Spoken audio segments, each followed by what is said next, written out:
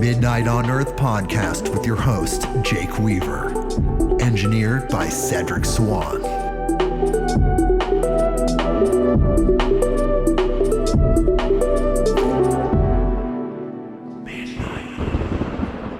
Hey everybody, we're back with another episode of Midnight on Earth. I'm your host, Jake Weaver, and as usual, we're here to bring you more knowledge, more lights, and more love. Well, I'm back with Sorcha Macaonghais and the lovely, lovely human beings of not just the Pagans of Portland meetup, but also the Witches of Cascadia and so many new faces.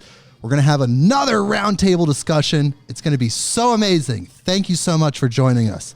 But first, before we get into that, I need you to do something for me.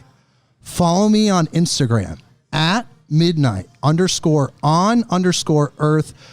That's the address. Please follow me there. Spotify, Apple Podcasts, Google Podcasts, wherever you go to get your podcasts, please follow me there. You get the notifications, you know when the episode drops. Next time we have Sorcha and crew on, you'll know about that as well. And of course, the most important thing, please, please, please tell a friend. Tell a friend that you know that likes these type of topics, that loves spiritual things, that loves the strange, the cosmic, the unknown. All of this really cool stuff. Tell your friends. MidnightOnEarth.com. Well, I'm so lucky to be able to join these lovely people. We get to talk about really whatever comes to our mind, but we're all similar frequency in the sense that we have an open mind to all different paths, all different spiritualities, and all different philosophies that are meant to help people grow, connect people with nature, and connect people with the divine. This is what we're all here to do. We're all similar frequency people, so we all have these thoughts, these ideas, these things that we formed about certain subjects. So it's so good to talk about these things in a free form, roundtable way, because then just things come out, stream of consciousness, and it's so fun. So I'm so glad you're here with us. So I just want to introduce the people that are choosing to participate, and some that are not here right this second, but they'll be back. We'll introduce them when they come back.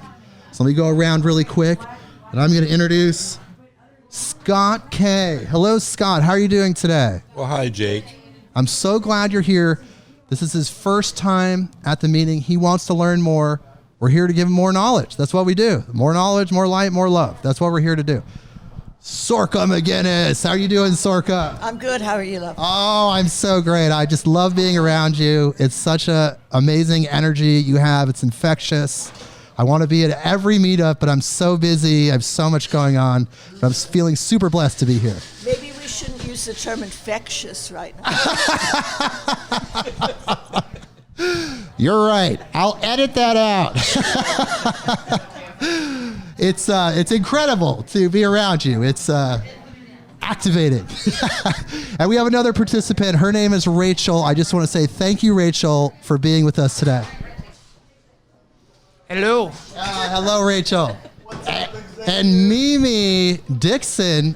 Good evening. Mimi, I love that name. And of course, I can't forget Leisha Williams, who is here. Hello, darlings. All right. So we're here to give people more information. They've been doing this meetup for over 10 years. People come, people go. 18 years. 18 years now. So this meetup's been going on for 18 years. People come, people go. But everybody's here to learn and gain something from the experience. So you're magical people. You're all magical people.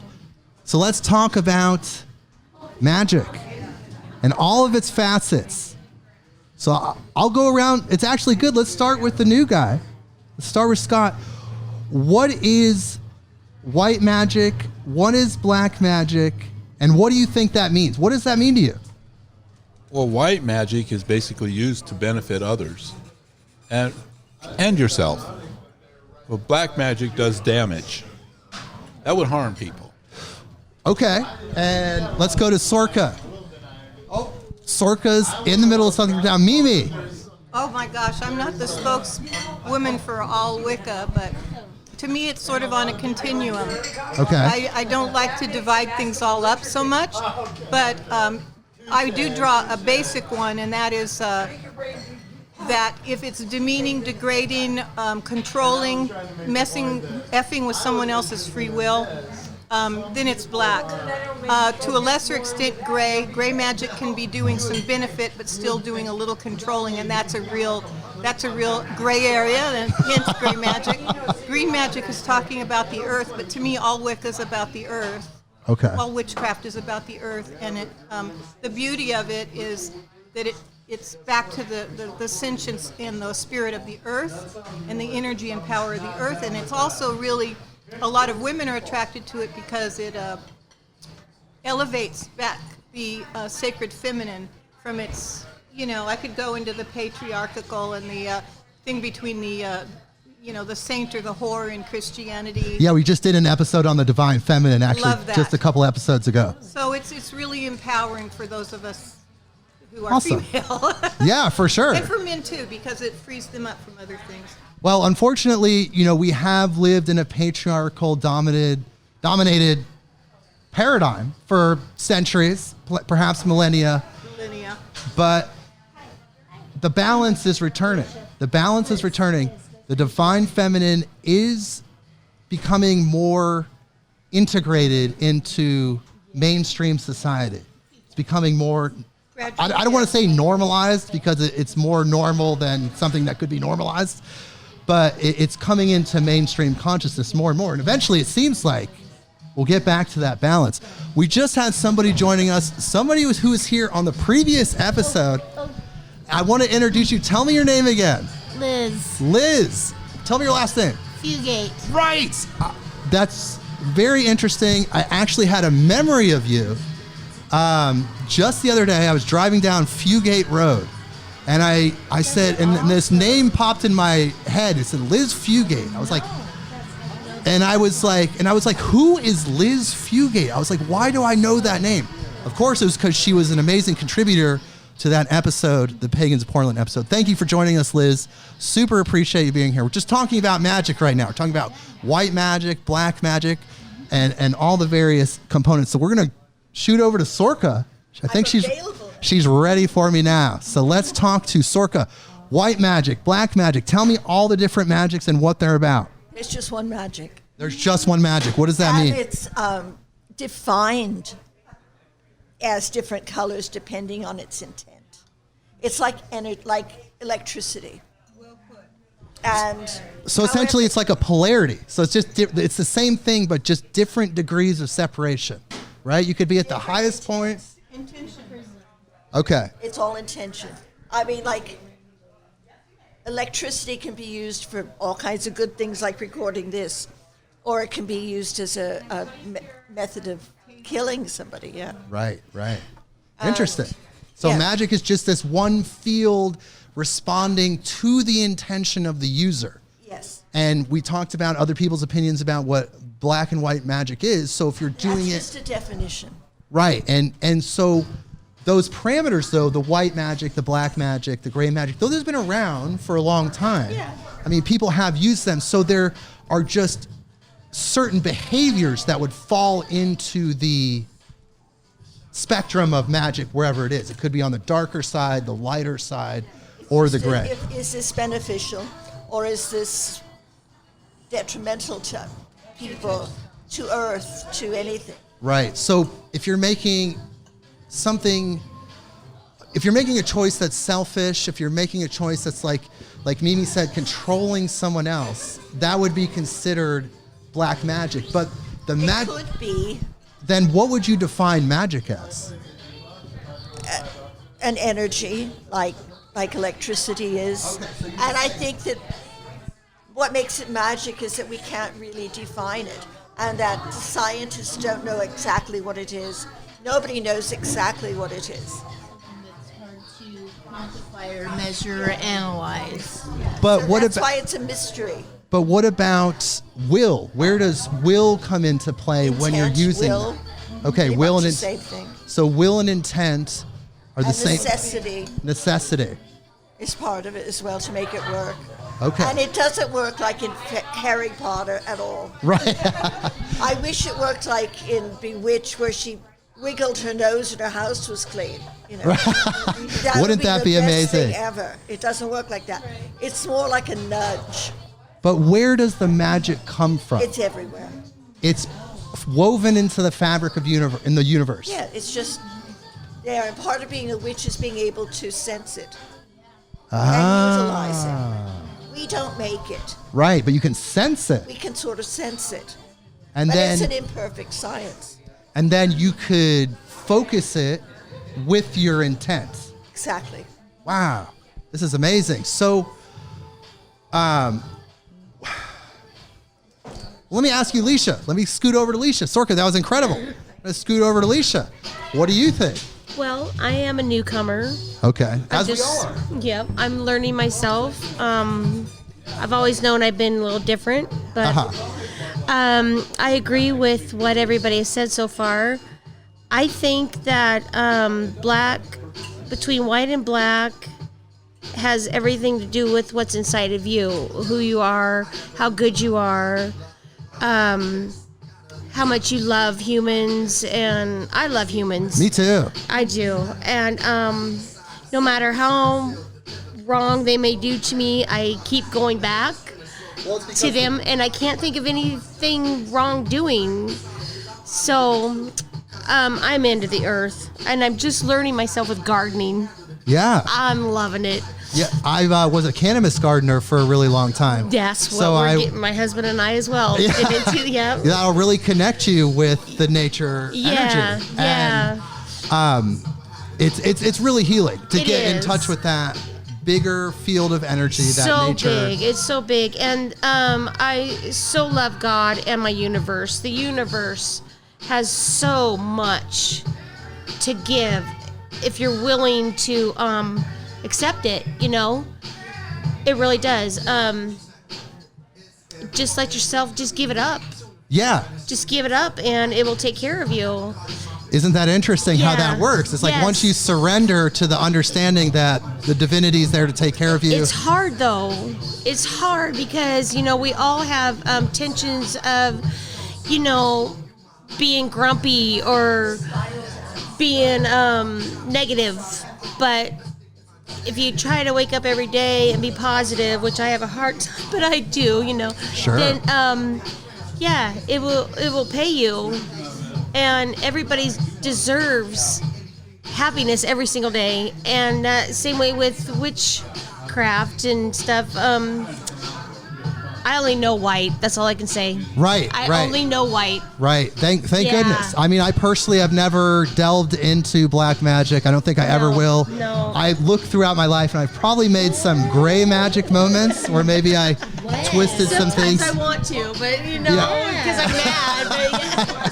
Wow, you know, you make those gray magic moments Yeah. when you do something, you twist some things for yourself. Yeah. You know, it didn't hurt anybody, you know. But Like, that's all. right. She's laughing over here. But why do people say that humanity is a virus? I don't think anybody here is from the humanity is a virus crowd. Like, are we a virus or are we like creation of nature and the divine and the universe? B? B. Why? Mimi, tell me why. Well, we're part of the universe. I mean, we arose with it. It's in us. We're part of it. I don't think we're a virus. I think that our ability to conceptualize and focus our intention makes us potential good and potential harm to the earth. And a lot of harm's been done to the earth. I know we do have a lot of work to do to repair it, but in a way, I could see the argument that we're a virus because of that, but I don't believe that about people. No. I don't think so either. Rachel, do you have any thoughts on that? Let me scooch over to Rachel here. Are we getting into transcendentalism and anti-transcendentalism here? We can get into whatever you want, actually. Whatever you want to add to the mix, like we're here. I believe people are inherently good. I do too. Good is more prevalent than negativity, and often negativity is the result of how people react to the world around them. Yeah, and it's also a product of their environment too. We don't know the circumstances of a person's life that led them to be a negative person, because they probably weren't that way as a little baby, crawling around. We all start out that way. I think what happens is along the way we get misled, deceived, misdirected, and it leads to such unfortunate outcomes and even unfortunate personalities. Yeah, and you have to be compassionate for those people. It's hard when people are hurting the earth, they're hurting other people, and they're hurting themselves, but it's hard to have compassion for those people. But as spiritual beings representing the earth and representing the universe, we have to have infinite love for all those people. It's part of the human lesson. It's part of the human experience, but man, is it hard. Well, I think if you keep the negativeness going on, that's just what you're going to keep creating.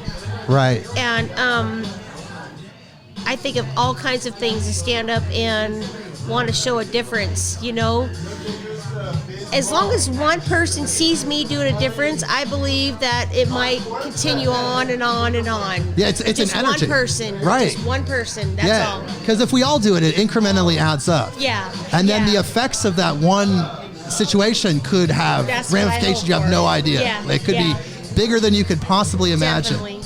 But with all this love and light, black magic, people using magic, we could say, for negative intentions does exist. So tell me situations, guys, that you've experienced in your life where you were exposed to people using magic in a negative way for negative intentions. The best way to get through and beyond other people's negative intentions is to laugh at them. Any negative entity, like if you've got a haunting in your house, do anything that makes you joyful. They feed on fear. Right. Of course. And your fear is a negative energy, which is why they'll try to frighten you. So sing, make love, laugh, sing hymns if that makes you feel better. And they will not stay around because they'll starve. Right, there's nothing feeding them, like you're saying. There's nothing feeding them. But in your life, Sorcha, have you ever been exposed to or seen anyone using what people could consider black magic, or, like you said, using magic in a very negative, selfish way? Well, nobody's going to be doing that out in public where other people are going to see them. I've seen people who are really negative and use negative energy. But it's just part of them at that point. Right, it's morely interpersonal and also in a singular sense versus affecting millions of people. Right. I just focus on positive energy, and they usually go away. Yeah. What about you, Mimi? Have you ever experienced people using black magic to where you noticed it, where you were kind of... No, not directly, no. Not directly, I do okay. believe in spiritual evil. Right. And I've had experiences that were funky. Okay. But, just like Sorcha says, you bring in your goodness, you bring in your sacred goodness. You stay positive. That's the best. We have a sacred right to be here on this plane. And anything that comes in to feed off of us or mess with us does not really have the same right that we have. And there are things you can do. Tell me more. What can you do to protect yourself my besides... Lord, there's lots of different things. I like what Sorcha said, because I have particular things to me that aren't necessarily universal. But basically it's like, okay, let's say that you believe in a God, you believe in gods, you believe in goddesses, you believe in angels, whatever it is, and especially if you've had positive experiences with this sacred energy in the past, bring in whatever your ancestors, bring it all in and say, protect me, and stand up and know that you have a place, and this whatever it is that's troubling you in your house or your life or whatever does not, if it crosses over that weird line where you got that weird, you feel it, it's a weird vibe. Like I said, I've never known anybody to, in front of me, do anything that was what I could construe as black magic. Right, but you know how to protect yourself I certainly from do. these entities, from that energy. It's not as hard as you think dabbling in it is the thing that is the biggest, stupidest mistake that people do because they're curious, and dabbling in it can open doors that you don't want open. Right. And is dabbling in it, would you consider something like a Ouija board or just being very inexperienced? Or Absolutely, I would not deal with the Ouija board. No, it shouldn't be in the toy department at a store. I always thought that was a little strange. No. Do you have a Ouija board I story? do not. Oh, okay. I was gonna. Oh, a story, yes, not a Ouija board. No. Liz Fugate. Here we go. Liz wants to say something here. I have a confession to make. Okay, go ahead, Liz. I summoned a demon. Oh my God, she summoned a demon, ladies and gentlemen. Tell me more. Tell me. I summoned a demon, and I don't know how to get rid of it. Oh my God. Okay, how did you summon a demon? Tell me the bullet point story. I don't even really remember. There was a mirror involved. Okay. Were you in a trance state? Were you? Yes. Okay. Yeah. I just been like trying to figure out how I could get what I want. And How did you summon it? You were in a trance. You saw a mirror. How do you know it's there? Well, I mean, I did this with intention, Okay. and I regret it now. Why what was the point of doing that? The point of doing it was because I wanted money so I could bring down capitalism. But isn't money a byproduct of capitalism? It is. So I wanted to take it down from the inside out, But to tear its guts out, like eviscerate it. But now you wish you wouldn't have done it. Well, Now you wish it's... I don't know. You don't know yet? I don't know. Because I can't get rid of it. Or maybe I can. Maybe I can. I'm pretty sure I can. Yeah, of course I can. But I actually know somebody that I removes want demons. to. But the thing is, I need to figure out how. And so I'm learning. Well, I do know somebody directly that removes demons for a living. Oh, and spirits. Wonderful. Yeah, Archbishop James Cloud, episode 13. Okay. Lives in Beaverton. He's a world-renowned exorcist. And Wonderful. so, I could put you in contact with him. Oh, that would if you be... want to talk to him. He's that would be helping people perfect. for free. He does it that for would be free. perfect. Because he is also a mental health expert. Ooh. So he diagnoses people first to make sure. He's like, okay, do you have a demon or are you crazy? Yeah, no, I appreciate that. And then once he determines that, then he goes to the next level. That's perfect. And says, oh, wow. I would love to meet this person. Let's talk about that more, but I want to talk to Mimi. I want to talk to Sorcha. I was trying to banish it actually. So wait, I want to know though, how do you know it's still there? Is it here right now? I mean, it lingers off in the distance at all times, but Because we're all skeptical, I push it away. I push it away. Well, did you get the money? What? Did you get the money? In the future I am, and yes and no. So Okay. yes, in increments. So it's been coming. It's been happening. So the money's been showing up randomly in a way that wasn't going to come in normally. Kind of, yes. Interesting. Yes. Wow. Well, I want to talk to these guys about Ouija boards. Hold that thought. We're going to come back to you. Tell me more about this. But I have all these lovely ladies, including yourself, Liz Fugate, to talk to. I'm not saying I'm not saying that I am giving a push to black magic. No. I'm just saying. So did you feel like that's accidentally? Accidentally? And well, not so much accidentally. I have mistakenly and regretfully summoned demon and dabbled in the black. Right. but in a way, you could say that's almost like gray magic, right? Because you felt like capitalism was evil. Yeah. You wanted to take it down. Yeah, I was trying to like use The intention wasn't the really black for the good, for the white. You know, use the dark for the good.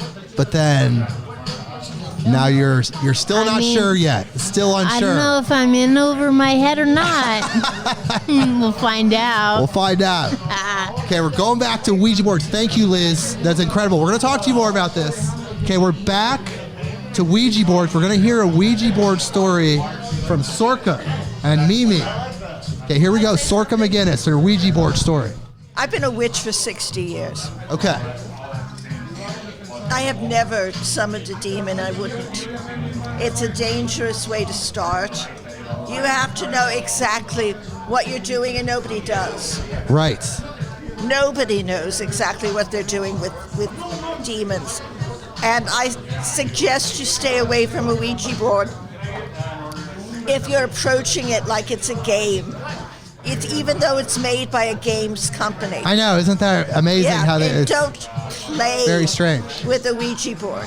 Have you had experiences? Oh yeah, I've had lots of experiences with Ouija board. A Ouija board is a piece of cardboard. Of course. It has no power on its own. Right. All it does is it helps you focus. And if you're focusing on the wrong thing, and if you don't know what you're doing, it's easy to focus on the wrong thing. Then you will have some problems. You have to know how to close it. Close the doors you open before you open them. You need to be with somebody who knows what they're doing. Right. And even though I've done it for decades, I don't bother anymore. Why is that? I don't need to. Right, you advanced past that point. But it served a purpose at one point for you. It did, yeah. And we actually had a beneficial reactions to it at the time. So you opened the portal, you got information that helped you at the time. At the time. And you closed the portal. With the help from other spirits who are very good, who we've known for a long time. And then they said, now you need to close it. These people coming through are not good. And they wouldn't even talk to us. Our good spirits said, just leave us alone right now because we don't want it to bring anything negative in with us. Whoa. So it has that's how I learned how to fight negativity with laughter.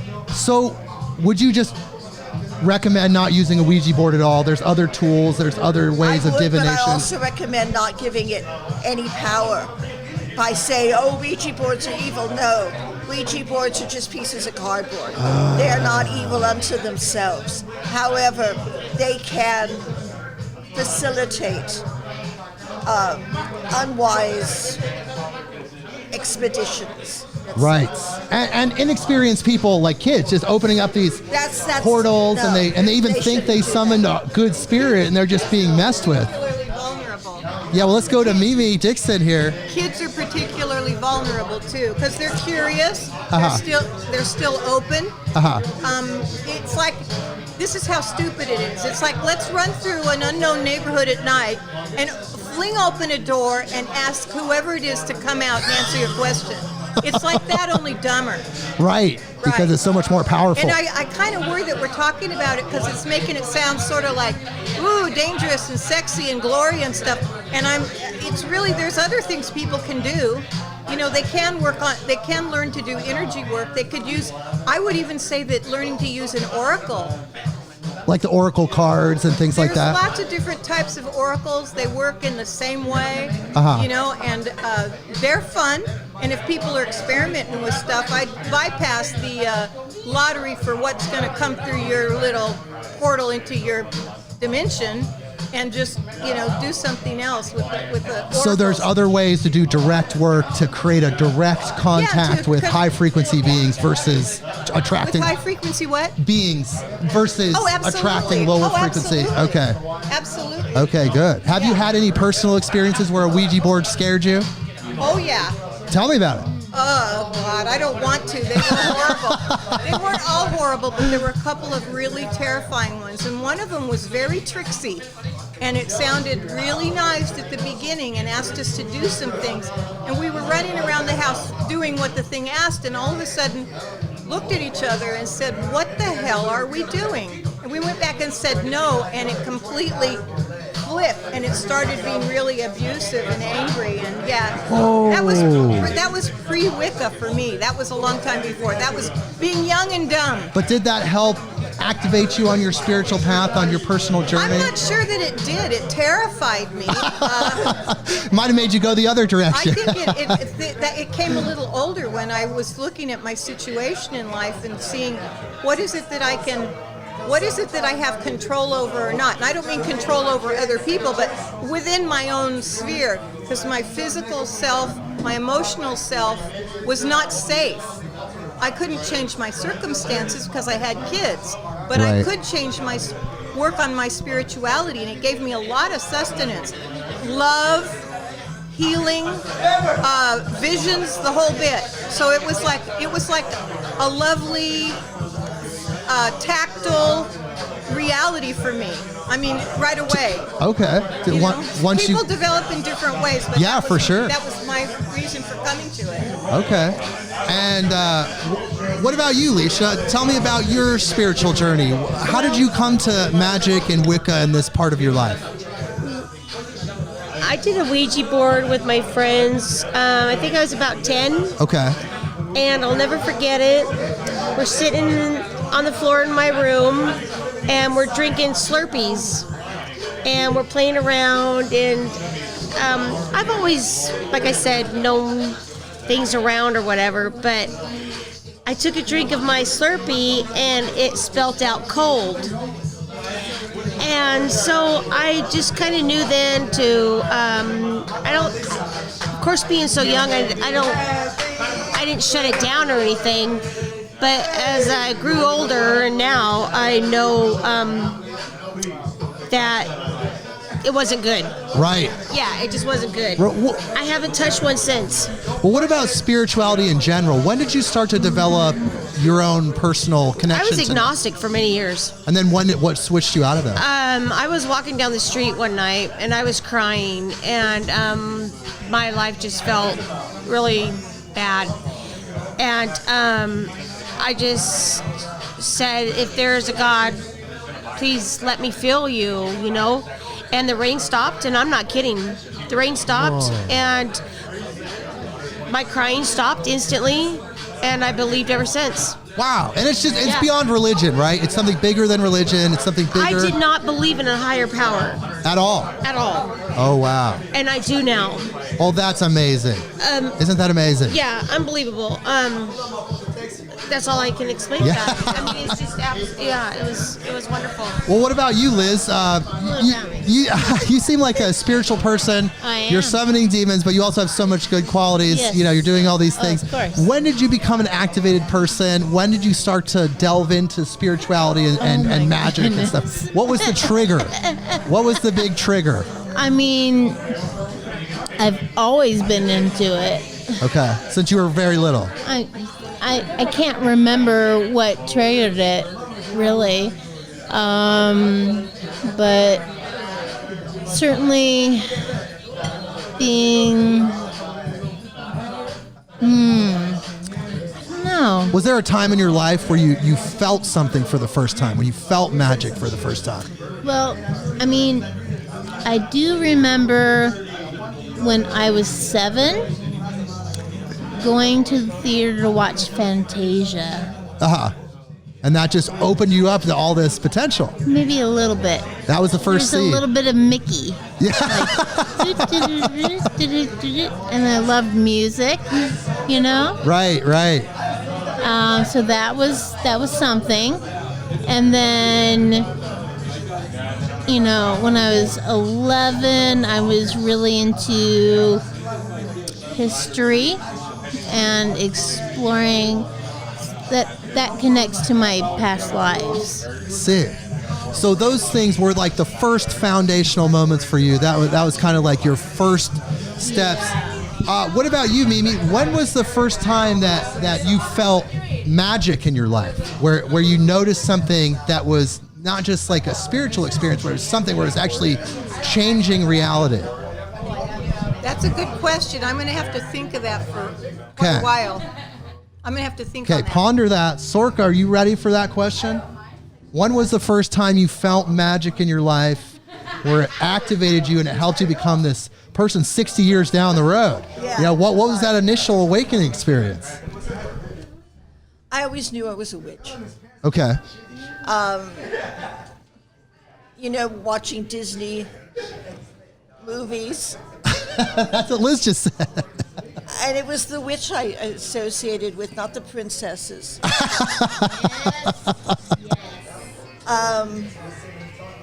And she was a woman who had her own power. Right. She didn't need it from the prince. Right. And so that's just the direction I went in. But I also had a family that had the sight. Really? What you mean? They're all Psychic? psychics, yes. Wow, And so okay. they never shot it down. And I think that's the difference between families who, how some people come easily to magic and psychic stuff and others don't. It's because their families either don't shut it down or they do shut it down. And then people have to start all over again. So you came from a family of psychics, and they nurtured you. They allowed you to develop your gifts, Yeah, essentially. my mother used to she'll deny it now, but my mother used to take me to watch ghosts. Really? In this manor house near our house. And there was this lady, the white lady, who walked on the roof at night. And now she says, oh, no, that was just a lady in a nightgown. I said, Mom, it was 2 a.m. She's walking on a roof. Wow. So you guys would watch this ghost. Yeah, I've walk seen around. lots of ghosts. How old were you at that time? 5, 6? 5. Wow. Yeah. My mom. Mimi, do you have a thought yet? Magic in your life? I can't really say that there was a defining moment for that. Okay, so it was just Magic is all around us. Right. You're more aware of it when you're a kid. Love is even magic. I mean, there's so much magic in the world. Things that actually manifest, Manifestation. Yeah, and there's only this isn't really answering your question directly, so but I'm it kind of sorry. is. No, it's okay. You're doing good. But I did want to say to people that self-esteem and intuition go together. If you have really low self-esteem, you might not trust what you feel, what you're experiencing. You need to have, you don't have to have real high self-esteem, but if your self-esteem is really poor and broken, trust yourself enough to trust your experiences, because that's where your intuition comes from. You got to listen to your intuition, not tell yourself that you're wrong, it's stupid, you're not feeling it. There's a lot of incoming for a lot of us. I mean, even places can have a vibe like this so much. You can tell yourself, oh, it's not really happening, this isn't real, I don't know what. It's happening, Right. It's a visceral thing that your body's in touch with. If you're attuned that way, and everybody has it. So you're saying self-doubt, having a poor self-image, not believing in yourself. Poor self-image is one thing, but if your self-esteem is so bad that you can't answer a question like, would you prefer apple juice or orange juice, and you don't think that you can come up with the right answer, your intuition is not going to be operating too well. Right. You have to have enough to trust your experience and listen to your body, listen Right. to your feelings, and trust your feelings. That's what your intuition is body feelings. So developing your intuition, becoming a more intuitive person is being a more healthy person, mentally, physically. I'd say The healthier so. you are, the stronger your power will be, you could say. Yeah, Your personal I power. don't know if there's an exact correlation to that extent, but they certainly go together. I see. Leisha, do you have any thoughts on that? So many. Let's hear some. That's what we're here for. We're here to inspire people and share our thoughts with the world. 35 countries. So Okay, I just think I rely a lot on my intuition. Like Mimi was saying, though, if you have a low self-esteem, and I'm working on it, rough childhood sometimes, and, I'm 50 now, and I'm not a victim, but, I'm working on it, but my intuition is so strong anymore that, I don't know, I just feel like that's what I got to go on. Yeah, for more sure. More than any time than what my head thinks. I always point to right here, if it's feeling right there, then that's where I am. And she's pointing at the heart, ladies and gentlemen. This is a audio podcast. She's pointing right at her heart. More at the sternum. Yeah, solar plexus. Yeah. Okay. Thank you. Yeah.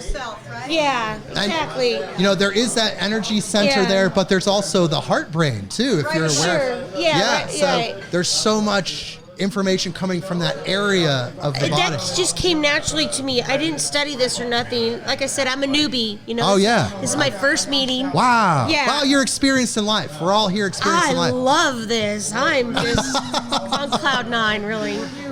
But thank you. Thank you.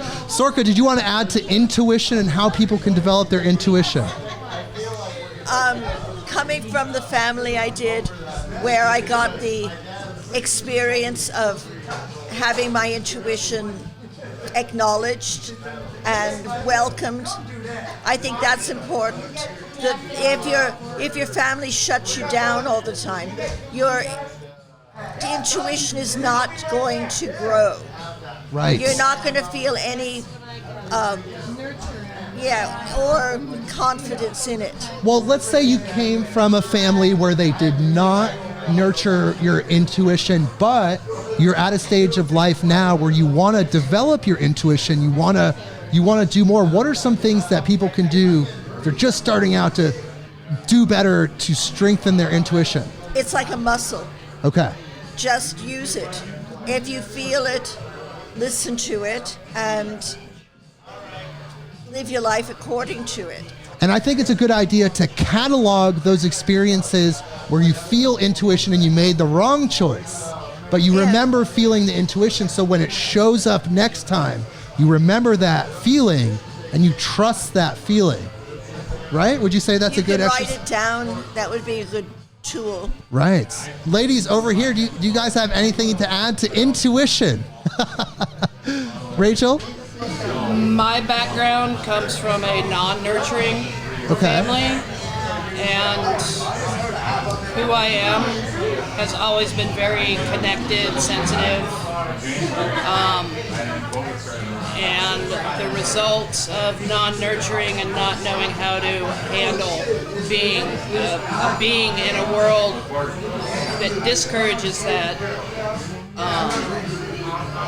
I turned to substance abuse as a way to be disconnected from what I didn't understand in my senses. Yes. So you're talking about the extreme sensitivity you feel, feeling other people's thoughts, feeling other people's life stories in a sense. You feel that when you're around it, but you didn't come from that nurturing family. I didn't come from that nurturing family. So many of us haven't. We're black sheep in a way. We haven't. We're learning as we go. But you turned to substance abuse to shield you in a way from all of that information that was coming in. But now, substance abuse isn't really a part of your life. What do you do for shielding? Substance abuse will always be a part of my life. It's whether I choose to engage in that activity or not. Right.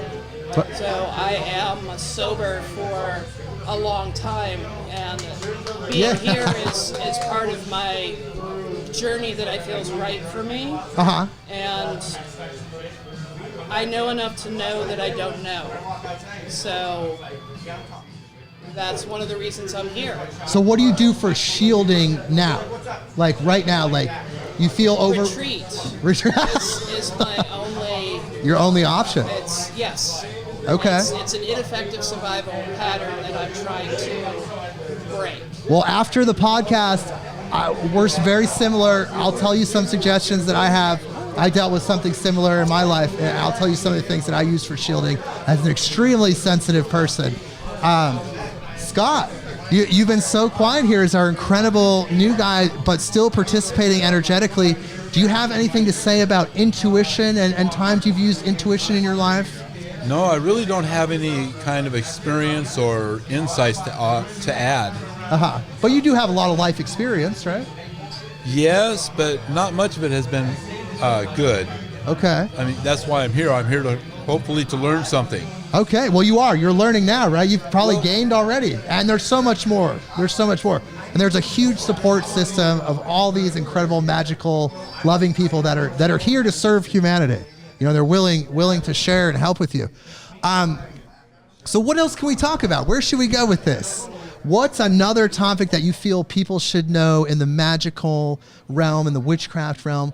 Maybe things that are trending, that's popular, that you... misconceptions that need to be clarified. Yes, all the above. Most people have heard of Wicca, Yes, Wicca. which is just a denomination of paganism. Okay. We're not all Wiccan. I guess what Mimi is. I'd say Wicca Plus. I'm not doing all the quarters or anything anymore, but I'd say Wicca Plus. Okay. I'm not Wiccan. I'm just a witch and a pagan. I'm an eccentric witch. I'd say that's a good one. Paganism is an umbrella. Eclectic. Paganism's an umbrella term Right. for a number of very diverse spiritual paths that most of which revere the earth. Some revere ancestors rather than the earth. And Wicca is one denomination of that. Witchcraft is not necessarily a religion. It could be seen as one, but it's a craft. So there's a process, there's a method, you could say, with witchcraft that you have to use in order to practice that way. Like, it's not just free form. There's actually some structure to it. It's free form with some structure. Wicca has a lot more structure usually. So you feel like a misconception is that Wicca is the be-all, end-all? Yeah, but I'm going from a British standpoint of what Wicca is. Okay. In America, Wicca seems to be more like eclectic paganism to me. It does seem that way. Yeah, and Wicca in Britain is a much more hierarchical, is that the word? Spiritual path where you have your teacher had a teacher who had a teacher who had a teacher, and your lineage is very important in British Wicca. Oh, okay. And here it's not that important. Interesting. How do Druids work into? Druids are another denomination of paganism, although I don't think that there's a Druid. There is a new Druid religion, but to me, Druids were the priests and the historians and the poets and teachers of the ancient pagan Celts. They weren't a denomination unto themselves. And so the Druid denomination, you could say, is a recent development? Yes. Yeah, I've met these 14-year-old boys say, I'm a Druid. No, you're not. It takes like 20 years to become educated enough to be a Druid. Okay, so Druidism is very similar to Wicca. It's its own path. It's its own... It's not similar to Wicca. It's just a separate path. Okay. A separate denomination. Right, but completely different practices, completely Yes. different beliefs. Okay, interesting.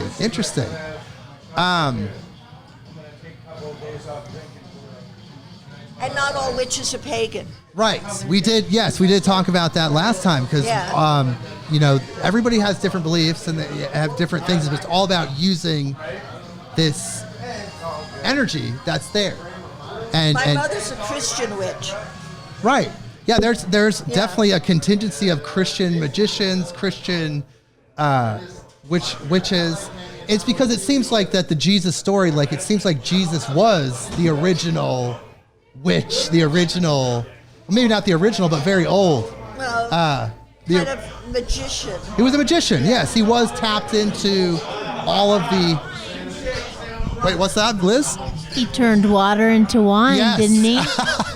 The guy does know how to party, but really, from a psychedelic standpoint, if you take a little bit of crystal LSD and you put it in a giant vat of water, all of that water, you put a little grain, and it turns the entire water into a psychedelic brew. So, who knows what was going on back then, but historically, the Jesus story, when he went to Egypt, he lived about 12 miles from a Buddhist temple.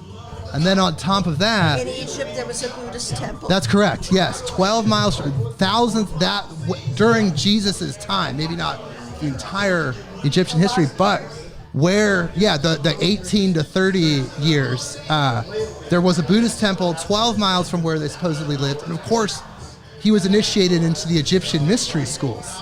So that's really the root of Christianity. It comes from paganism, it comes from witchcraft, it comes from these ancient mystery schools. But religion has kind of lost its way and kind of changed the original message.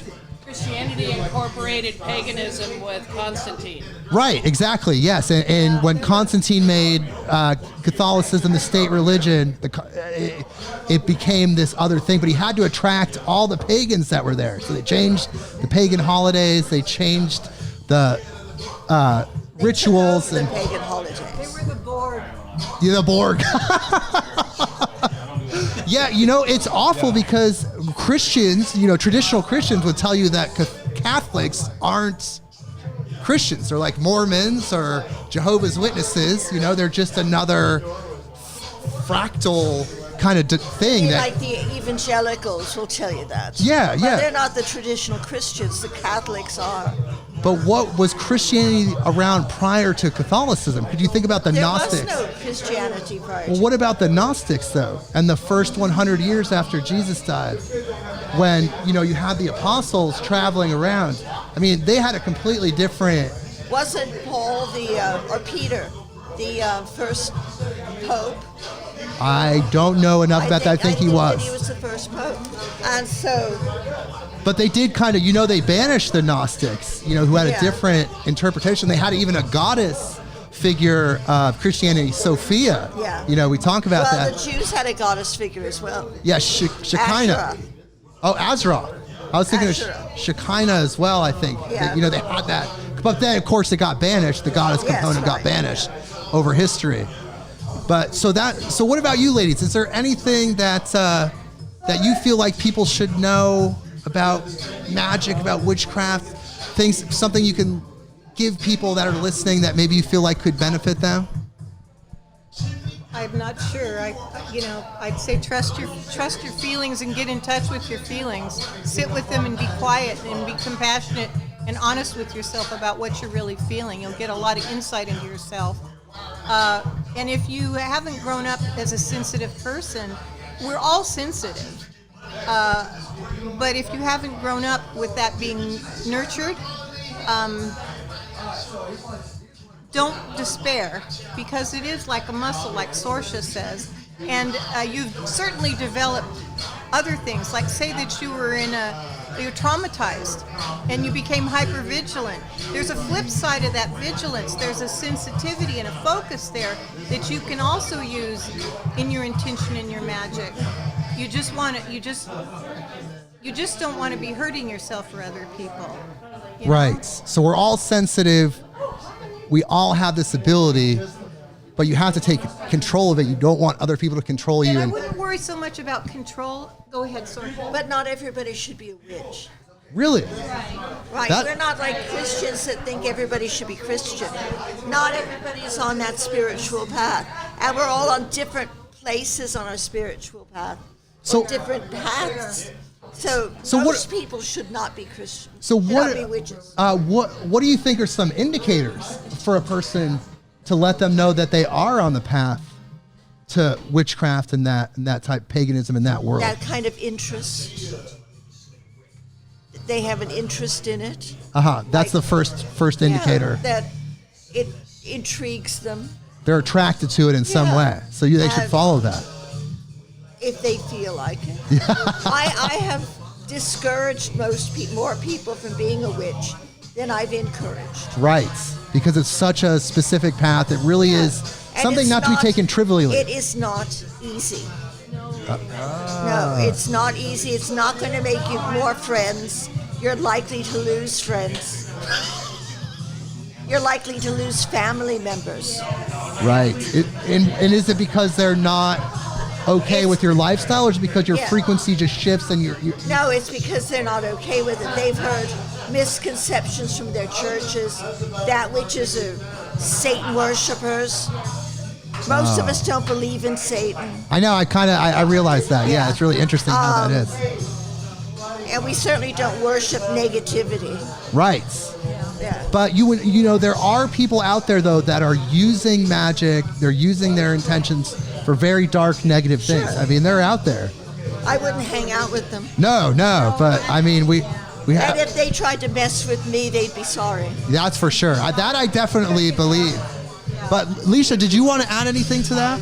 Well, I wanted to have a chance to ask Sorcha about telling family and stuff, because she just hit it right on the nail.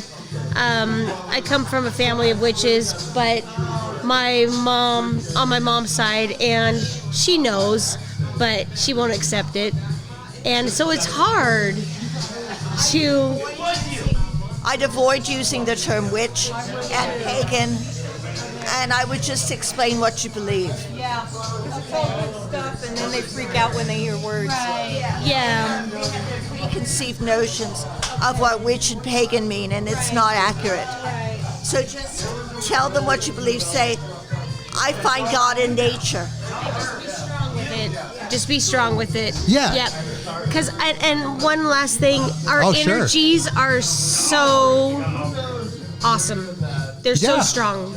Yeah, the human They being. affect so much in the world, and yeah, just one energy, and all these energies right now, it just feels great. Well, yeah, you guys are all amazing people, powerful people, and it's so cool to be around you guys because, you know, we're helping people. At the end of the day, you know, it's free form, it's stream of consciousness, and we're bouncing back and forth, but the information's coming out.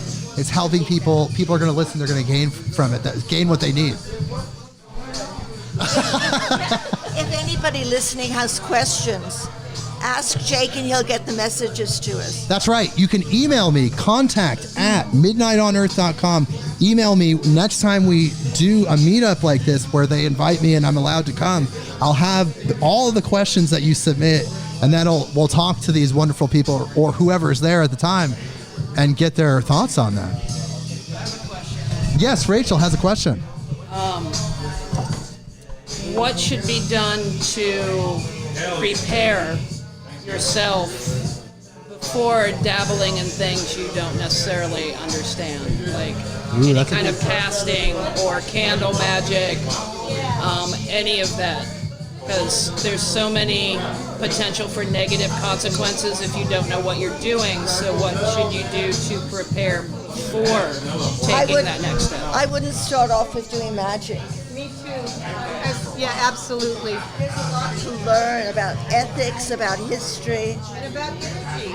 Just develop your energy. about herbs. Yeah.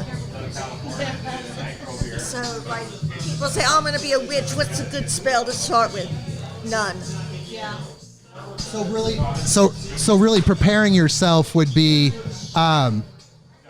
asking, you know, just kind of like you said, doing history, learning, figuring out where the root of all that comes from first before you practice it. Oh, yeah. Otherwise, you're going in blind. Or before you do magic.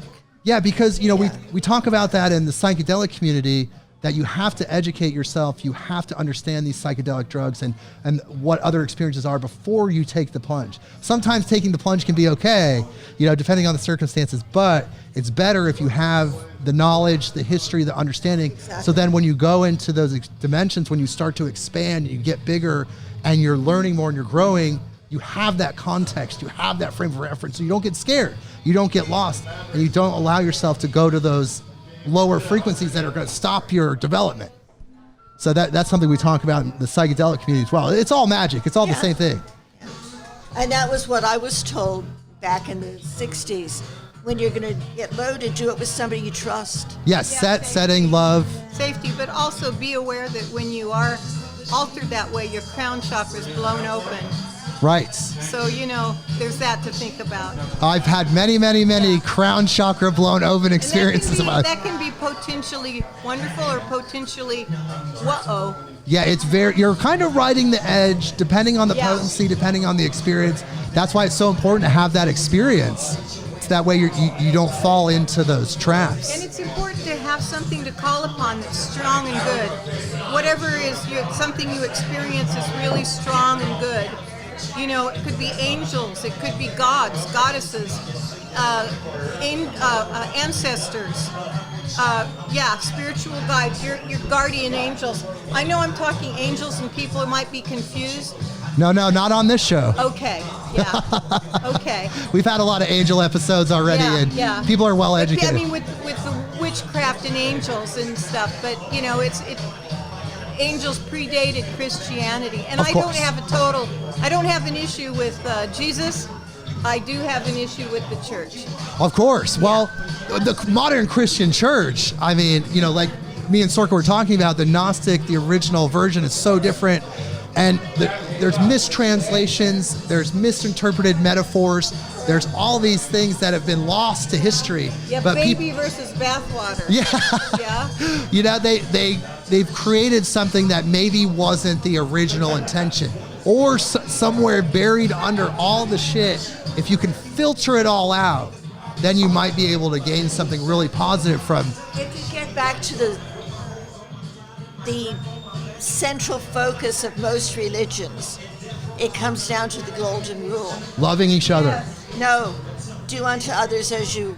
Yeah, you want to be treated. Yeah. And every religion has that. Yeah, it's not different words, but it's the common same thread. Concept. And if people would focus on that commonality rather than on the differences, we'd be in much better shape. I think so too. Yeah. Well, let's talk about the future. We have more time. We got if you guys are more willing, we got another 20 minutes or so. But let's talk about the future. Where's Earth headed? You guys are all powerful people. You're intuitive people. You have this information inside. I feel it. Tell me where you think we're going as a species, as a collective, humans, Earth. What does our future look like from your perspective?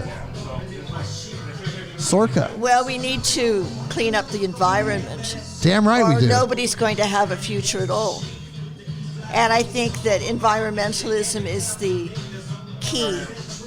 It's the crux of right now. In order for us to have the bright future that we want, united future, all people together. Everybody's got to take their responsibility. With our planet. The planet is regenerative. It is infinite, but the respect has to be there. We can't just plow, pillage. I tell people that I recycle religiously. I love that. Sorcha with the knowledge. Mimi, do you have any thoughts about humanity? Where are we going as a species? Well, I think that as a group, the group social mind changes very, very slowly. And we're at a wonderful point in our country at this point where there's the potential to do a lot of good. But it's potential. People don't waste it. Right. Don't sit back and expect everything's going to come out all right. Right. You have to do the work. You got to do the work. Yeah. So if you're feeling it, you're sensitive, don't be complacent, and you feel like you're this leader, this energy center, you could say. Don't be complacent. Get out there and do the work. Don't just, yes, of course, divinity's beautiful. God, the goddess, divinity, creator. We're going to have a bright future, but it's not guaranteed. It's not automatic. Right. It's not automatic. We have to get up. We have to do the work that's required of us. It is interesting to see the polarization that's just blatant and out there. It's a lot of it's shocking and difficult or impossible to take it all in. Polarization of the systemic injustice.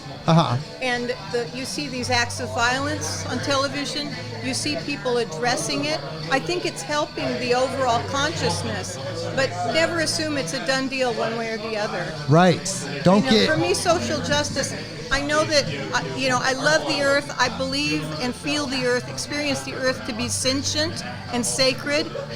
I think that our way we treat each other is, to me, the most burning issue, social justice. We've got to get this right. Compassion for each other. We can do better by each other. We can do better by the earth. We can not do it all better. Mimi, that's amazing. We can do it all better. We have a bright future, but like you said, we have to do the work. We can do it better because the human has infinite potential. We can create any world that we want. So why aren't we creating the world that's the best possible earth it could be? Now the time's to dream big and to get involved. Right, exactly. Because it's sort of like, it's a point where somebody's actions can actually make a big difference right now, one way or the other. Because of how connected we are via social media, via everything. Like one person, words can fly out around, or just like this podcast, fly out around the world at the speed of light. It's pretty amazing. Yeah. Wow. Liz, did you want to add something to that?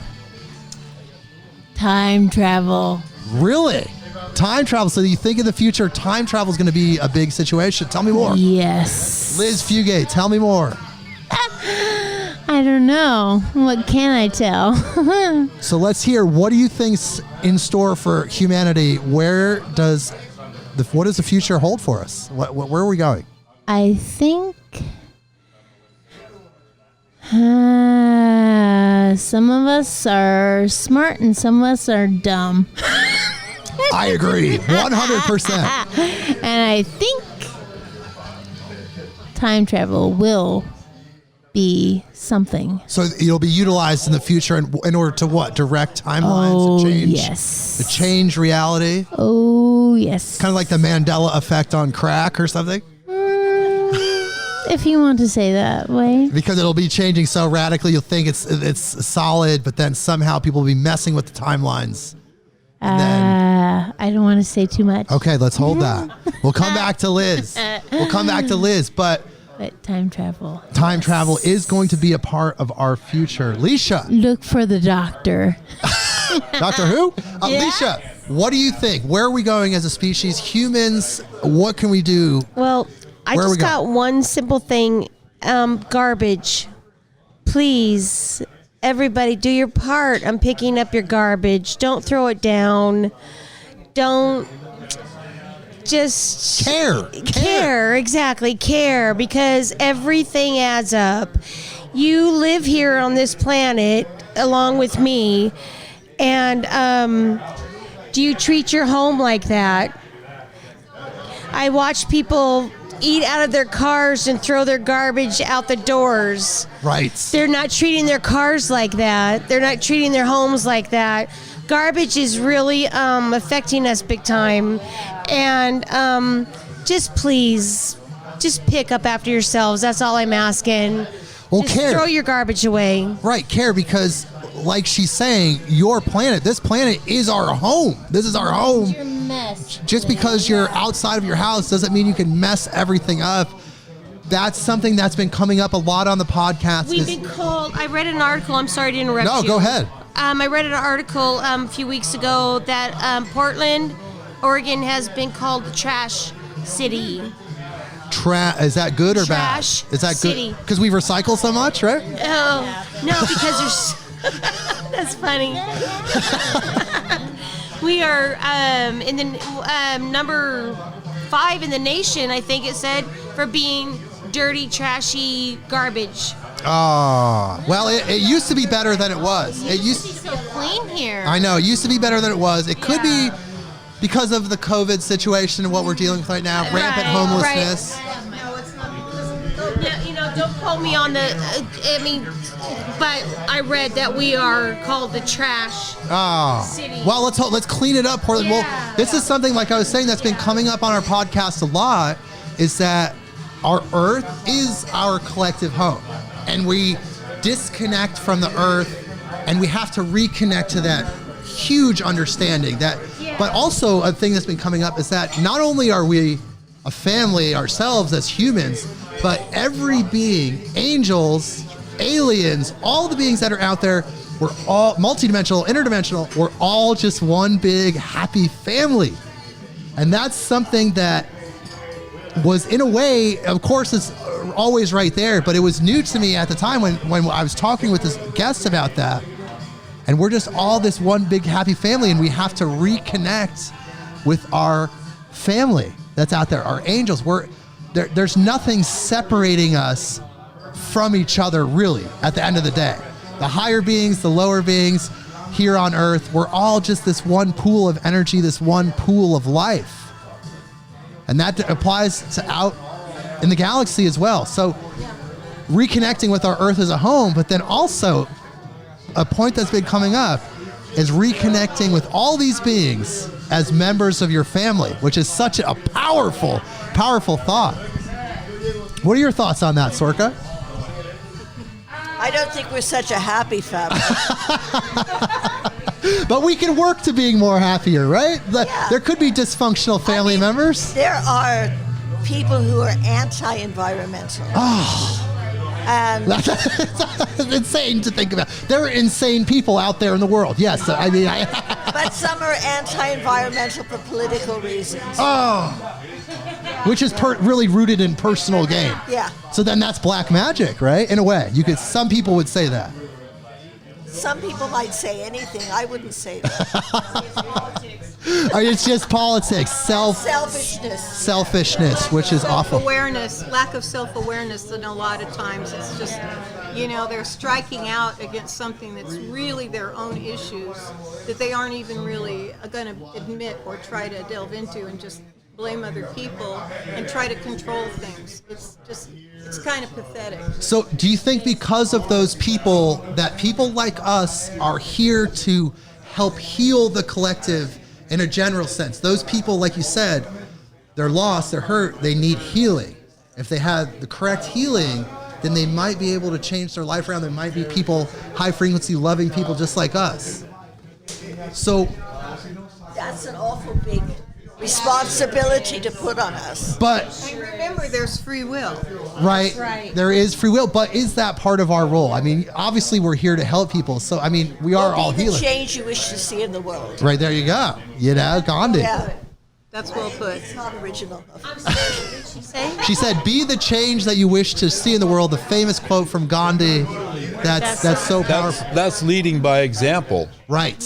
Yeah. And that's that's all we exactly can do. how all of us should be living. Yeah, like I said, if just one person sees me pick up some garbage, I hope it carries on and on and on. Okay. Well. Or give a hug to somebody, or smile underneath those masks that we have to wear every single day.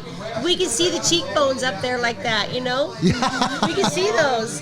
Smile under those Well, masks. I think I'm going to give up on wearing masks. What I'm going to do is I'm going to wear restaurant tables. I'm going to strap a restaurant table to my back because restaurant tables magically make COVID go away.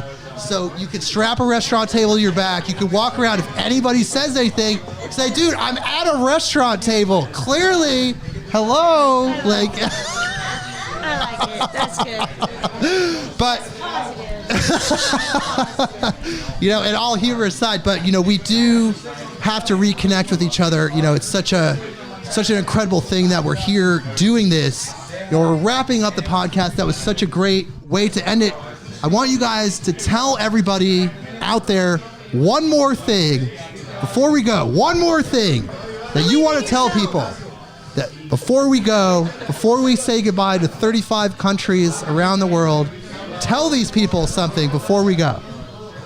Get a dog. Get a dog. Mimi. Look at yourself. Be brutally honest and compassionate. Know thyself. Know thyself. Rachel, do you have anything you want to leave people with?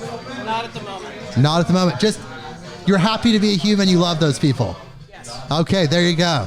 Leisha, do you want to leave anybody Just with anything? believe in yourself. Believe in yourself. That's all.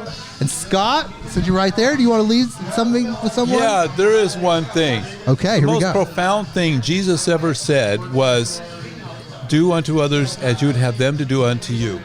The reason it's so profound is because if everyone was doing that, our social problems would go away. That's absolutely true. They would vanish. Our scarcity, our homelessness, our wars, everything. Yeah. Incredibly powerful. Thank you, Scott. Liz Fugate, here you go. This is your closing time. Tell me everything that you want to tell me. Follow your bliss and love the kitties. Meow. Well, thank you guys for joining us. This has been an incredible roundtable discussion. I'm so honored to be a part of this. We'll be doing it again. If they let me back, we'll be doing this again, maybe in 6 months. Who knows? But people, we'll see you next week. Midnight on Earth.